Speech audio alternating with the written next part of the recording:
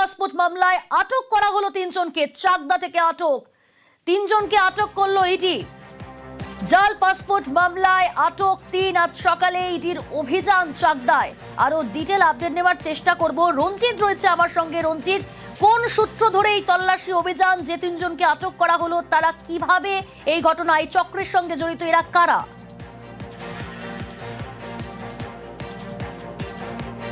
দেখো, জাল পাসপোর্ট মামলায় ইডি এর আগেও চাকদহ পার্শ্ববর্তী এলাকায় এর আগে অভিযান চালিয়েছিল। ইতিমধ্যে ইন্দুভূষণ হালদার নামে একজন গ্রেপ্তার করেছিল, তিনি সাইবার ক্যাফে চালাতো।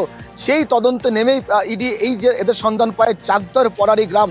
এখানে বিপ্লব সরকার, বিপুল সরকার, এদের বাড়িতে মূলত সকালে অভিযান চালায় ইডি আধিকারিকরা।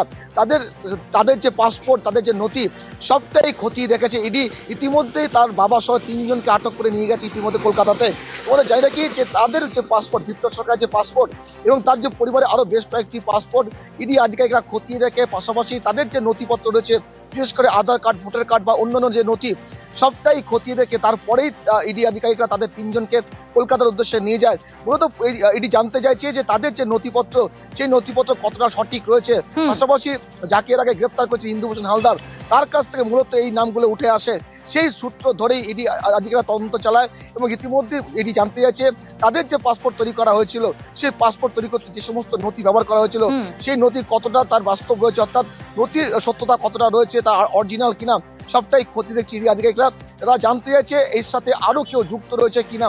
ফলে সাত সকালেই ইডি আধিকারিকরা চাকদহের পরারি গ্রাম, এখানে দুই ভাইকে ইতিমধ্যে আটক করে নিয়ে যাওয়া হয়েছে।